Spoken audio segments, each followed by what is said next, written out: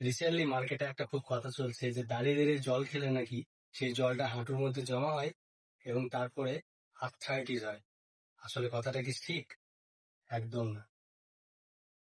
আসলে জল যখন আমরা খাই সেটা আমাদের পাকস্থলী এবং ইন্টেস্টাইনের মধ্যেই অ্যাবজর্ব হয়ে যায়। তারপরে যেগুলো অবশিষ্ট থাকে সেগুলো ইউরিনের থ্রু বেরিয়ে যায়।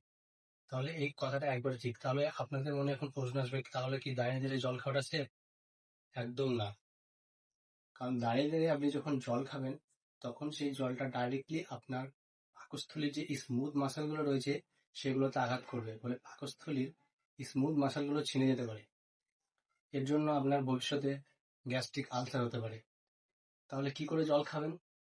আসলে জল খাওয়ার যেটা বিজ্ঞানসম্মত টেকনিক সেটা হচ্ছে আপনি বসে বসে এক সিপ করে 3 সিপে জল খান। তাহলে কি হবে, আপনার যে নালীটার মধ্যে দিয়ে জলটা আসছিল সেই নালীটা একটু ভাঁজ হয়ে যাবে, ফলে সেটা জলটা আপনার পাকস্থলীতে ডাইরেক্ট আঘাত করবে না। তার জন্য আপনার পাকস্থলীর যে স্মুথ মাসেলগুলো থাকবে সেগুলো অনেকটা বেঁচে যাবে, ফলে আপনার গ্যাস্ট্রিক আলসারের চান্সও কমে যাবে।